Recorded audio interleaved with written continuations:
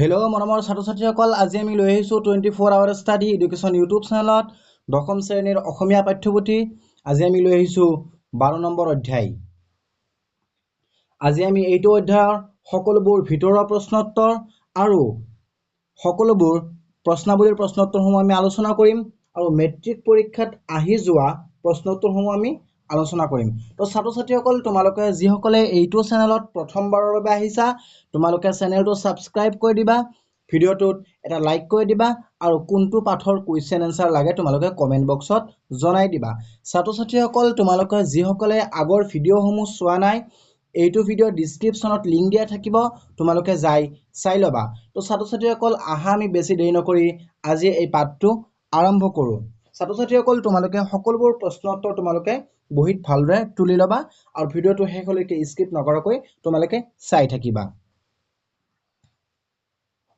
ছাত্ৰ ছাত্ৰীসকল, আজি আমাৰ এইটো পাঠৰ নাম হ'ল পাৰচত্য এভুমুখী আৰু এইটো পাঠৰ লেখক কোন? ৰবীন্দ্ৰনাথ গোস্বামী। এইটো তোমালোকৰ আহিব পাৰে যে পাৰচত্য এভুমুখী পাঠটোৰ লেখক কোন? তোমালোকে কি লিখিবা? ৰবীন্দ্ৰনাথ গোস্বামী। ছাত্ৰ ছাত্ৰীসকল, তোমালোকে যদি আগৰ ভিডিঅ'সমূহ চোৱা নাই, যাই কিনে চাই ল'বা। তাত আমাৰ সকলোবোৰ ভিতৰৰ প্ৰশ্নোত্তৰ, বাহিৰৰ প্ৰশ্নোত্তৰ আলোচনা কৰা হৈছে আৰু মোষ্ট ইম্পৰ্টেণ্ট যিবোৰ আমাৰ প্ৰশ্নোত্তৰ আছে, এই সকলোবোৰ দি দিয়া হৈছে। আৰু ছাত্ৰ ছাত্ৰীসকল, তোমালোকৰ বাবে ৰচনাও দি দিয়া হৈছে। তোমালোকৰ যদি ৰচনা চোৱা নাই, তেনেহ'লে তোমালোকে কি কৰিবা? এইটো চেনেলত যাই কিনে তোমালোকে ইয়াৰ পৰা তোমালোকে চাই ল'ব পাৰিবা। মোষ্ট ইম্পৰ্টেণ্ট ৰচনা দিয়া হৈছে, যিবোৰ নেকি তোমালোকৰ পৰীক্ষাৰ বাবে বহু ইম্পৰ্টেণ্ট। ছাত্ৰ ছাত্ৰীসকল, এইটো আমাৰ কবি পৰিচয়। ইয়াৰ পৰা তোমালোকৰ 1 নম্বৰৰ প্ৰশ্নোত্তৰ ভালে মানে আহি থাকে। তোমালোকে এইখিনি পঢ়িবা আৰু মই তোমালোকক ইয়াৰ পৰা অলপমান প্ৰশ্নোত্তৰ মই বনাই দি দিছোঁ, শেষত তোমালোকক মই দি দিম। তোমালোকে এইটো পঢ়ি ল'ব পাৰিবা যে ৰবীন্দ্ৰনাথ গোস্বামীৰ জন্ম কিমান চনত হৈছিল, মৃত্যু কিমান চনত হৈছিল, বা তেওঁ কোনটো কিতাপ লিখিছিল, ক'ৰ পৰা তেওঁ শিক্ষা লাভ কৰিছিল, ক'ত সভাপতিত্ব কৰিছিল, এনেকুৱা ধৰণৰ কিছুমান প্ৰশ্নোত্তৰ আহি থাকে। সেইদৰে তোমালোকক কৈছোঁ, তোমালোকে এইটো পঢ়ি ল'বা। তাৰপিছত আছে পাঠবোধ। আমি এই সকলোবোৰ আলোচনা কৰিম। এই সকলোবোৰ প্ৰশ্নোত্তৰ 1 নম্বৰৰ প্ৰশ্নোত্তৰসমূহ আলোচনা কৰিম। তাৰপিছত আমাৰ দীঘলীয়া প্ৰশ্নোত্তৰসমূহ আলোচনা হ'ব। ছাত্ৰ ছাত্ৰীসকল, আমি এই প্ৰশ্নসমূহ আলোচনা কৰাৰ আগতে প্ৰথমতে সাৰাংশখিনি চাই ল'ম। সাৰাংশখিনি চোৱাৰ পাছত আমাৰ প্ৰশ্নোত্তৰসমূহ আলোচনা কৰিম। তো আহা আমি এতিয়া সাৰাংশখিনি চাওঁ। ছাত্ৰ ছাত্ৰীসকল, আজিৰ আমাৰ এইটো অধ্যায়ৰ সাৰাংশ হ'ল এইখিনি। তোমালোকে ইয়াৰ পৰা আৰম্ভ কৰিবা। আৰম্ভ কৰি ভালদৰে তোমালোকে সাৰাংশখিনি লিখি ল'বা আৰু পঢ়িও ল'বা। এইখিনি তোমালোকে লিখিবা, মই দি আছোঁ। এইটো পাঠৰ সাৰাংশ তোমাৰ অলপমান দীঘলীয়া, তোমালোকে চাবা। আৰু সাৰাংশ তোমালোকৰ পৰীক্ষাত আহিয়ে থাকে ছাত্ৰ ছাত্ৰীসকল। হয় 4 নম্বৰ বা 5 নম্বৰৰ সাৰাংশ তোমালোকৰ আহি থাকে। তোমালোকে চাবা সাৰাংশখিনি। কিছুমানে কি কৰে, সাৰাংশখিনি তোমাৰ এলেহুৱাভাৱে নাচায়, ভাবে যে নালাগে সাৰাংশখিনি আমাৰ নাহে পৰীক্ষাত। সেইটো নহয়। ছাত্ৰ ছাত্ৰীসকল, কোনটো কুৱেশ্যন এনসাৰ কেতিয়া আহি যায় সেইটো ক'ব লগা নাই। গতিকে তোমালোকে সকলোবোৰ প্ৰশ্নোত্তৰ তোমালোকে চাবা। তো এতিয়া আমাৰ পাঠ্যপুথিৰ প্ৰশ্নাৱলীসমূহ আমি আলোচনা কৰিম। ভাব বিষয়ত 1 নম্বৰত আছে আমাৰ চমুকৈ উত্তৰ দিয়া বুলি কৈছে। চোৱা, আমাৰ ক নম্বৰ প্ৰশ্নত আছে, লেখকে উল্লেখ কৰা মতে তেওঁলোকৰ ঋকটো ক'ত অৱস্থিত? লেখকৰ ঋকটো পাৰস্য উপসাগৰত অৱস্থিত। 2 নম্বৰ, বুশ্বেৰ কি?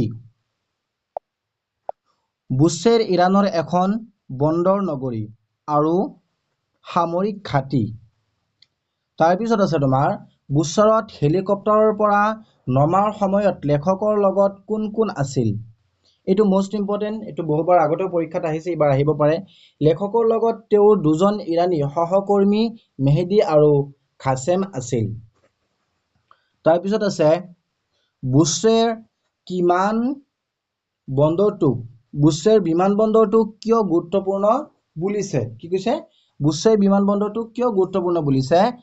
কাৰণ ই ইৰাণৰ এটা সামৰিক ঘাটি আৰু ইয়াত এটা নিউক্লিয়াৰ ৰিয়েক্টৰো আছে।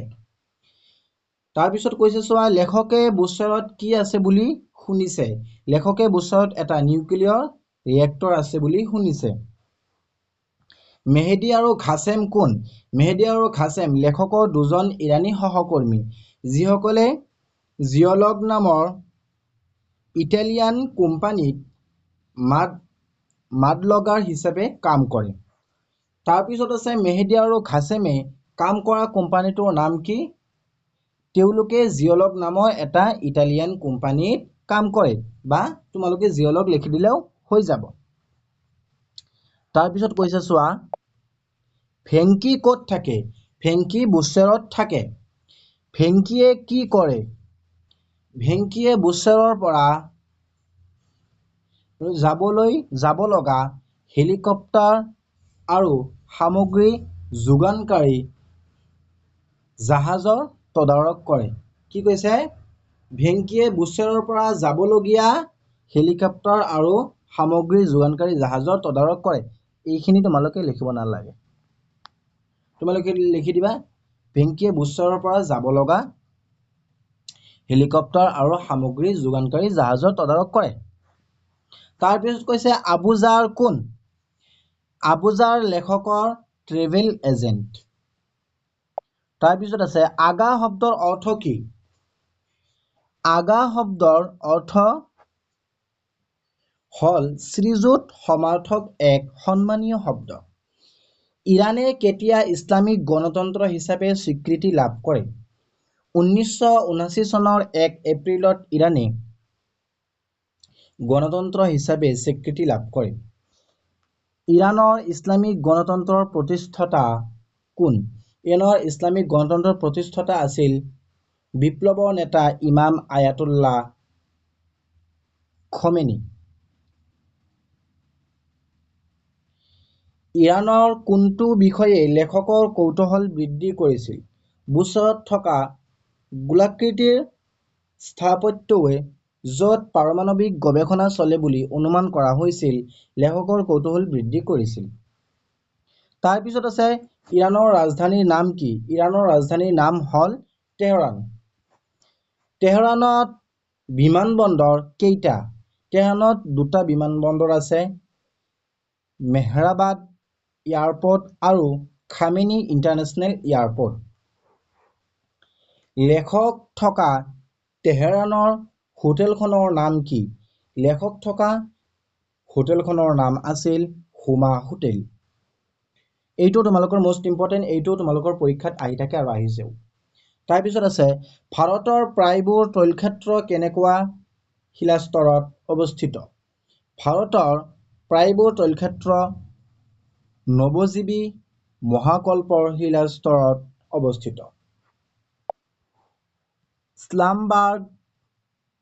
স্লামবাজাৰ কি? উত্তৰ চোৱা তোমালোকে।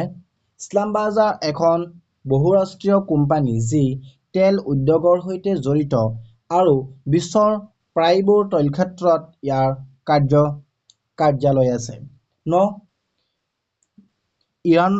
ইৰাণীসকলে নৱবৰ্ষক কি বোলে? ইৰাণীসকলে নৱবৰ্ষক নৱৰোজ বা নতুন দিন বোলে। বেহেশ্ত-ই-জাহাৰা কি? বেহেশ্ত-ই-জাহাৰা হ'ল তেহৰানৰ মুখ্য সমাধিস্থল, যি কেইবা কিলোমিটাৰ দীঘল। শিৰিন ইবাদী কোন?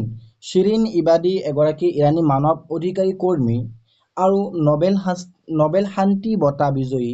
তেওঁ ইৰাণত মানৱ অধিকাৰ, বিশেষকৈ মহিলা আৰু শিশুৰ অধিকাৰৰ বাবে সংগ্ৰাম কৰিছিল। চেনি কোনে আৱিষ্কাৰ কৰিছিল? কিংবদন্তি মতে পাৰস্যৰ সম্ৰাট জামছেদে নৰৰুজৰ কোনো এটা পবিত্ৰ দিনত চেনি আৱিষ্কাৰ কৰিছিল। লেখক ইৰাণলৈ কি দায়িত্ব লৈ গৈছিল? লেখকৰ তেল অন্বেষণৰ দায়িত্বত এজন ভূতবিদ হিচাপে ইৰাণলৈ গৈছিল। তাৰপিছত কৈছে ইৰাণৰ আন্তঃৰাষ্ট্ৰীয় বিমানবন্দৰটোৰ নাম কি? ইৰাণৰ আন্তঃৰাষ্ট্ৰীয় বিমানবন্দৰটোৰ নাম খামনি ইণ্টাৰনেশ্যনেল এয়াৰপৰ্ট। তাৰপিছত আছে কেন্দ্ৰৰ অৰ্থ কি? ফাৰ্চী শব্দ কেন্দ্ৰৰ অৰ্থ হ'ল চেনি। 2 নম্বৰ প্ৰশ্ন ছাত্ৰ ছাত্ৰীসকল, তেলৰ বাবে চলোৱা খনন কাৰ্যত মাডলগিন আহিলাসমূহৰ ভূমিকা কি? মাডলগিন আহিলাসমূহে তেলৰ বাবে চলোৱা খনন কাৰ্যত গুৰুত্বপূৰ্ণ ভূমিকা পালন কৰে।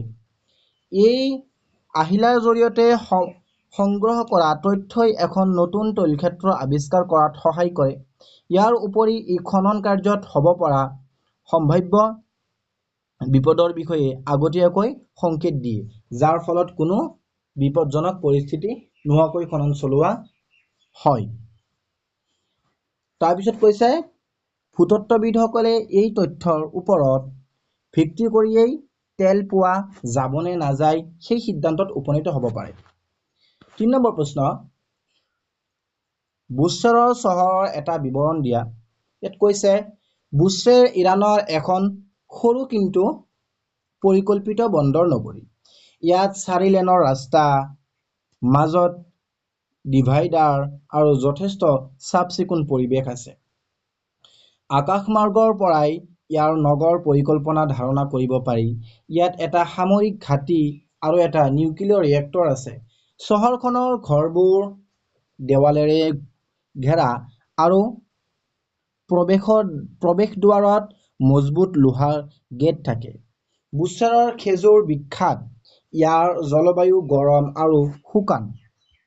4 নম্বৰ, ইৰাণৰ ইতিহাসৰ বিষয়ে চমুকৈ লিখা। মোষ্ট ইম্পৰ্টেণ্ট ছাত্ৰ ছাত্ৰীসকল, এইটো অহাৰ সম্ভাৱনা বহুতো আছে, চাবা তোমালোকে।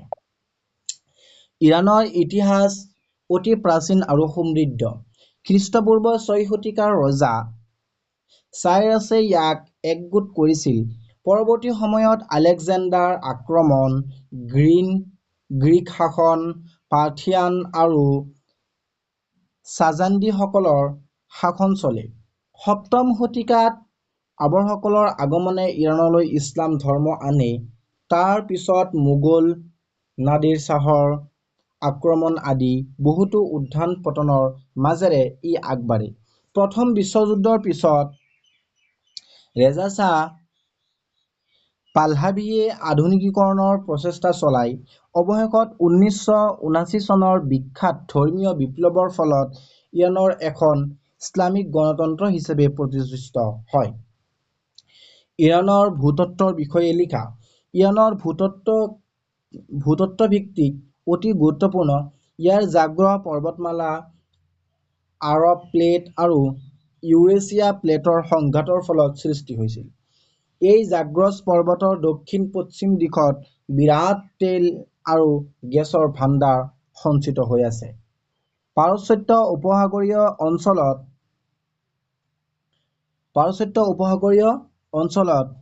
150তকৈ অধিক তৈলক্ষেত্ৰ আছে। ভাৰতৰ তৈলক্ষেত্ৰবোৰ নৱজীৱী মহাকল্পৰ শিলাস্তৰত থকাৰ বিপৰীতে পাৰস্য উপসাগৰীয় এলেকাত মধ্যজীৱী মহাকল্পৰ শিলাস্তৰত বৃহৎ পৰিমাণৰ তৈল সম্পদ মজুত আছে। এতিয়া চোৱা ছাত্ৰ-ছাত্ৰীসকল, ভাষা বিষয়ক কি কৈছে, তলত দিয়া শব্দকেইটা কি ভাষাৰ লিখা। কি কৈছে, তলত দিয়া শব্দকেইটা কি ভাষাৰ লিখিবলৈ দিছে। ইয়াত আছে কেঁচি, দোৱাত, চিয়াহী, চিছা, কেন্দি, এইবোৰ। এই আটাইকেইটা ফাৰ্চী ভাষাৰ পৰা অসমীয়ালৈ অহা শব্দ। বাছ এইখিনি লিখিলে হৈ যাব। 2 নম্বৰ, তলত দিয়া শব্দকেইটাৰ অৰ্থ লিখা। খেলে মামনুন, বহুত ধন্যবাদ। মিৰচি চালাম মানে নমস্কাৰ। 3 নম্বৰ, তলত দিয়া শব্দকেইটাৰ প্ৰতীক অৰ্থ কি। চবজে, পুনৰ্জন্মৰ প্ৰতীক। চামানু, নতুন জীৱনৰ প্ৰতীক। শিৱ মানে হ'ল স্বাস্থ্য আৰু সৌন্দৰ্যৰ প্ৰতীক। জেনভেট, প্ৰেমৰ প্ৰতীক। চিৰ, ঔষধৰ প্ৰতীক। চামাক, সূৰ্যোদয়ৰ বৰণ বুজায়। চেৰেখে, বয়স আৰু ধৈৰ্যৰ প্ৰতীক। 4 নম্বৰ, তলত দিয়া শব্দকেইটাত খ আৰু ন কিয় প্ৰয়োগ হৈছে। সম্ভাষণ, সম উপসৰ্গৰ পিছত ভাষণ শব্দ যোগ হোৱাত দন্ত্যন্ন স মূৰ্ধন্য খ হৈছে। অম্বেষণ অনু কি কৈছে অনু উপসৰ্গৰ পিছত এখন শব্দ যোগ হোৱাত দন্ত্যন্ন স মূৰ্ধন্য খ হৈছে। গৱেষণা গো শব্দৰ পিছত এখনা যোগ হোৱাত দন্ত্যন্ন স মূৰ্ধন্য খ হৈছে। অৱতৰণ ৰৰ পিছত থকা বাবে দন্ত্যন্ন মূৰ্ধন্য হৈছে। 5 নম্বৰ তলৰ কি কৈছে তলৰ শব্দকেইটাত কি প্ৰত্যয় প্ৰয়োগ হৈছে লিখা। তলৰ শব্দকেইটাত কি প্ৰত্যয় প্ৰয়োগ হৈছে লিখিবলৈ দিছে।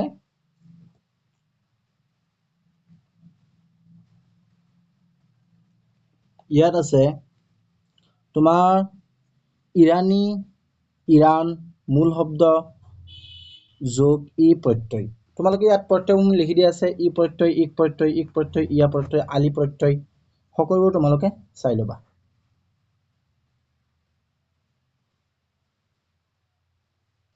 তাৰপিছত এইখিনি দিয়া আছে তোমালোকে এইখিনি সকলোবোৰ চাই ল'বা। এইবোৰ ছাত্ৰ ছাত্ৰীসকল তোমালোকৰ আগত পৰীক্ষাত আহি যোৱা প্ৰশ্নোত্তৰসমূহ। পাৰচত্য এভুমুখী পাত্ৰীৰ লেখক কোন? 2018 চনত আহিছিল, এইটো তোমালোকে জানাই, ৰবীন্দ্ৰনাথ গোস্বামী। ইৰাণৰ নৱবৰ্ষ উৎস শব্দটো কি বুলি কোৱা হয়? এইটো 2019 চনত আহিছিল। ইৰাণৰ নৱবৰ্ষ উৎসৱটোক নৱৰোজ বুলি কোৱা হয়। শিৰিন ইবাদী কোন আছিল? শিৰিন ইবাদী কোন আছিল?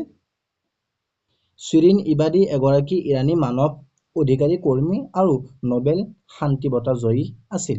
2020 চনত আহিছিল ছাত্ৰ ছাত্ৰীসকল, এইটো আহিব পাৰে, তোমালোকে চাই ল'বা। তাৰপিছত আছে অসমীয়া ভাষাত ব্যৱহৃত দুটা ফাৰ্চী শব্দ লিখা। কেচি দুৱাত লিখি দিলে হৈ যাব। 22 চনত আহিছিল। এইবোৰ দীঘলীয়া প্ৰশ্নোত্তৰ ছাত্ৰ ছাত্ৰী মই পঢ়ি নিদিওঁ, তোমালোকে চাই লোৱা। ইয়াৰ পৰা তোমালোকে চাই ল'লে হৈ যাব। ইয়াৰ পৰা চাই তোমালোকে লিখি ল'বা ছাত্ৰ ছাত্ৰীসকল। ইয়াত আছে তোমাৰ নৱৰোজৰ উৎসৱৰ বিষয়ে পাত্ৰীত কিদৰে বৰ্ণনা কৰা হৈছে বহলাই লিখা। বহলাই লিখিবলৈ দিছে। 2020 চনত আহিছিল, এইটো মোষ্ট ইম্পৰ্টেণ্ট হ'ব পাৰে, চাই ল'বা তোমালোকে। তাৰপিছত এইখিনি লিখিবা তোমালোকে। তাৰপিছত তোমালোকে এইখিনি লিখি কৈ দিবা। তাৰপিছত আমাৰ ছাত্ৰ ছাত্ৰীসকল কিছুমান সম্ভাৱ্য প্ৰশ্ন উত্তৰ আছে যে লেখকৰ মতে ইৰাণীসকলৰ স্বভাৱ কেনেকুৱা? লেখকৰ মতে ইৰাণীসকলৰ যথেষ্ট নম্ৰ বিনয়ী আৰু তেওঁলোকৰ আচাৰ ব্যৱহাৰত এক ঐতিহ্যময় সভ্যতাৰ প্ৰতিফলন ঘটে। হিজাব কি? হিজাব হৈছে মুছলমান মহিলাসকলে মূৰ ঢাকিবলৈ ব্যৱহাৰ কৰা এখন স্কাৰ্ফ বা কাপোৰ। এইদৰে তোমালোকে এই প্ৰশ্নসমূহ লিখি ল'ব পাৰিবা। এই 1 নম্বৰ 2 নম্বৰ প্ৰশ্নসমূহ যে দি আছো মই, এইবোৰ মোষ্ট ইম্পৰ্টেণ্ট প্ৰশ্ন, তোমালোকে এইবোৰ চাই ল'বা। জাগ্ৰত পৰ্বতমালা কেনেকৈ সৃষ্টি হৈছিল? এইখিনি তোমালোকে চাই ল'বা। ইয়াত সকলো প্ৰশ্নটো দি দিয়া হৈছে। নুন কোমৰাই কি? তোমালোকে চাই, নুন কোমৰাই হৈছে মাজত খেজুৰ সুমুৱাই তৈয়াৰ কৰা এবিধ বিশেষ ফাৰ্চী ৰুটি বা পৰঠা। এইখিনি তাৰপিছত এইখিনি তোমালোকে লিখিবা। তাৰপিছত শেষত আছে তোমাৰ এইটো প্ৰশ্ন। পাৰচত্য এভুমুখী পাঠটোত কি ধাৰণা দিয়ে? পাঠটো ইৰাণৰ আধুনিক জীৱন সাংস্কৃতিক ঐতিহ্য আৰু ঐতিহাসিক পটভূমিৰ এক সুন্দৰ মিশ্ৰণ দাঙি ধৰে। ই দেখুৱাইছে যে এখন দেশে কেনেকৈ নিজৰ প্ৰাচীন ঐতিহ্যক ধৰি ৰাখি আধুনিকৰণতাৰ সৈতে খোজ মিলাব পাৰে। ছাত্ৰ ছাত্ৰীসকল, এইখিনি আছিল আজি আমাৰ সকলোবোৰ ভিতৰুৱা আৰু বাহিৰৰ প্ৰশ্ন উত্তৰ। ছাত্ৰ ছাত্ৰীসকল, তোমালোকে যিসকলে ভিডিঅ'টো স্কিপ নকৰাকৈ চাইছা, তোমালোকক সকলোকে ধন্যবাদ। ভিডিঅ'টো এটা লাইক কৰি দিবা, চেনেলটো ছাবস্ক্ৰাইব কৰি দিবা আৰু কমেণ্ট বক্সত জনাই দিবা কোনটো পাঠৰ কুৱেশ্যন এনচাৰ লাগে। ধন্যবাদ।